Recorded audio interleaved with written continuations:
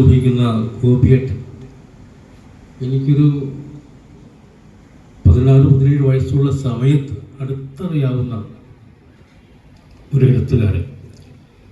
പലപ്പോഴും അദ്ദേഹത്തിൻ്റെ രചനകൾ എന്നെ ഒരുപാട് സ്വാധീനിച്ചിട്ടുണ്ട്. 27 വർഷം മുമ്പ് ആകാശവാണിയിൽ ക്ഷണിക്കപ്പെട്ട സദസ്സിന് മുമ്പാകെ അവതരിപ്പിച്ച ഓണപ്പരിപാടി, ഓണപ്പാട്ടുകൾ, 10 പാട്ടുകളിൽ പ്രിയപ്പെട്ട ഗോപിയേട്ടൻ, ഗൈതപ്രം, ഗിരീഷേട്ടൻ തിരിച്ചുപോയി, മണിയത്തപ്പുണ്ണി, പി ശിറുണ്ണി എന്നിവിടെയൊക്കെ അന്ന് എനിക്ക് 22 23 വയസ്സുള്ളൂ. ആ സമയത്ത് അവരോടൊപ്പം എനിക്ക് പാട്ട് എഴുതാൻ കഴിഞ്ഞു. അതൊരു മഹാഭാഗ്യമാണ്.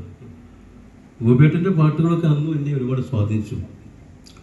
മഞ്ഞവയിലും മവയ്ക്കും മഞ്ചാടി കുന്നിലൊരു ചിങ്ങക്കിളി കൂടുവച്ചത് കണ്ടോ നീ, ചിങ്ങക്കിളി കൂടുവച്ചത് കണ്ടോ നീ.